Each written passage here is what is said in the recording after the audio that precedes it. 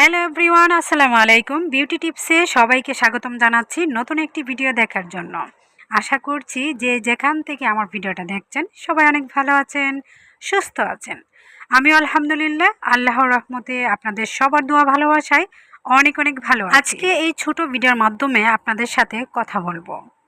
যেমন ধরেন আমার নাম কি, আমার পরিচয় কি, আমি কি করছি, আমার পরিবারে কে কে আছে, আমার বাবা কি করতেন এবং দেশের বাড়ি গ্রামের বাড়ি কোথায়, সেই বিস্তারিত আজকে ছোট ভিডিওর মাধ্যমে শেয়ার করব। স্কিপ না করে সম্পূর্ণ ভিডিওর সাথে থাকবেন। অনেকেই আমার নাম জানেন, তারপরেও আজকে উল্লেখ করছি। আমার নাম হচ্ছে শাহানা আক্তার শানু।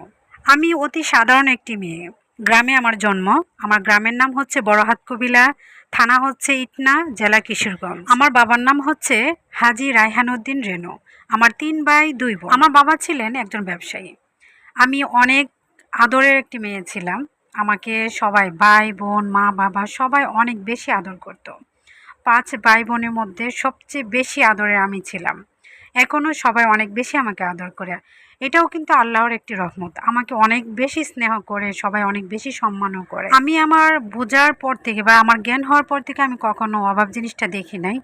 শুধু শুনি আমার দাদা দাদরা বলতো ওরা অনেক কষ্ট করতো। কিন্তু আমি যখন থেকে বুঝি তখন আমি যেভাবে দেখে বড় হয়েছি সেভাবে হয়তো বা হাজার মানুষের স্বপ্ন। আমার বেড়ে ওঠাটা হাজার মেয়েদের স্বপ্ন। কারণ আমি অনেক কিছু অতিরিক্ত দেখে বড় হয়েছি। মানে অনেক কিছু দেখে আমি বড় হয়েছি। যা আমি যখন ভিডিওতে বলবো আপনারা মনে করবেন যে এটা মনে হয় কল্পনার জগৎ থেকে বলা। কিন্তু না। আমি যা যা দেখে বড় হয়েছি, বললাম না হাজার মানুষের সেটা স্বপ্ন। আমার বেড়ে ওঠা পড়ালেখা গ্রামের মধ্যে হয়েছে। আমি যে মাদ্রাসা থেকে দাখিল পাশ করলাম সেটা হচ্ছে আমার দাদার নামে মাদ্রাসা, জাফরি আদর্শ দাখিল মাদ্রাসা। এই প্রতিষ্ঠানটা আমার চাচা নিজে, আমার একটাই চাচা নিজে হচ্ছে সুপারিনটেনডেন্ট, উনি হচ্ছে পরিচালনা করে।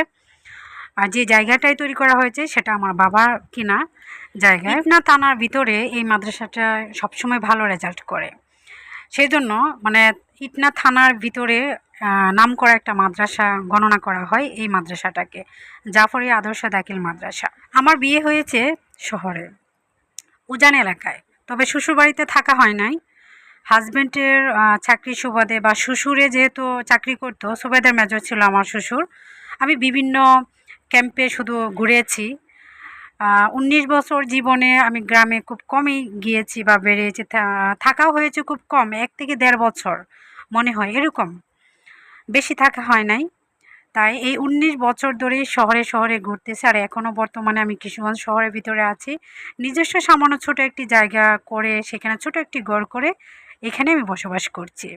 ইনশাল্লাহ ভবিষ্যতে আপডেট হবে সব কিছু। অনেকে জানতে চান আমার হাজব্যান্ড কি করে, আমার ছেলে মেয়ে কয়জন। আমার ছেলে মেয়ে, একটা ছেলে একটা মেয়ে। ছেলের নাম সাইমুর রশিদ আর মেয়ের নাম হচ্ছে সিদরাতুল মুনতাহা। আর আমার হাজব্যান্ড বিজিবিতে আছে। সবাই দোয়া করবেন আমার ছেলে মেয়ের জন্য, আমার পরিবারের জন্য। আমিও সবার জন্য অনেক বেশি দোয়া করি। লাইভে কিছু সংখ্যক লোক কিছু মন্তব্য করেন, বাবের চেয়ে ভঙ্গি বেশি, বুড়ি মহিলা, তারপরে হচ্ছে ফকিন্নি, এমন এমন কিছু কমেন্ট আসে। আবার কিছু পরিচিত মানুষ আজকাল নতুন আইডি খুলে খুলে আমাকে কমেন্ট করেন। তারা কিন্তু আমার পরিচয় সম্পর্কে জানে, আমি কোথায় থেকে উঠে আসলাম বা আমার শ্বশুরবাড়ির যে লোক তারা কেমন বা তারা কেমন অর্থ সম্পদের মালিক, সব জেনে শুনে কিন্তু তারা তারপর হচ্ছে জলে পড়ে আমার এখানে কমেন্ট করেন। তাদের উদ্দেশ্যে কিছু বলি, যারা জানেন না তাদের উদ্দেশ্যে কিছু বলি। সাধারণভাবে চলাফেরাকে কখনো ফকিন্নি ভাববেন না। এটা হচ্ছে একটা স্টাইল। আমি আমার স্টাইল মতো আমি চলাফেরা করি।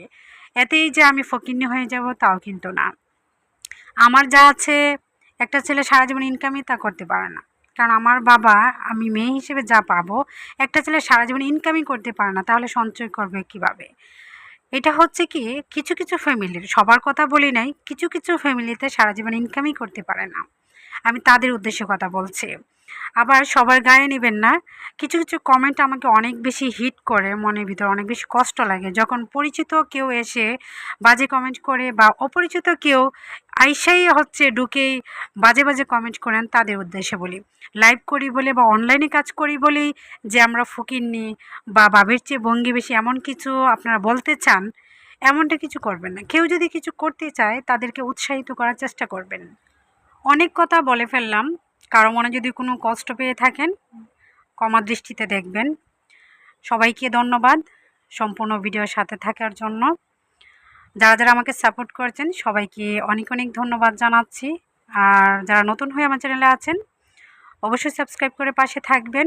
যদি আমার চ্যানেলটা আপনাদের ভালো লাগে বা আমার কথাগুলি আবার আমার ভিডিওগুলি ভালো লাগে অবশ্যই চ্যানেলে সাবস্ক্রাইব করার পর অল বাটনে ক্লিক করে রাখবেন, তাহলে প্রত্যেকটা ভিডিও নোটিফিকেশন আপনার মোবাইলে সবার আগে চলে যাবে। যখন ইচ্ছা তখনই আপনারা আমার ভিডিওটা দেখে নিতে পারবেন।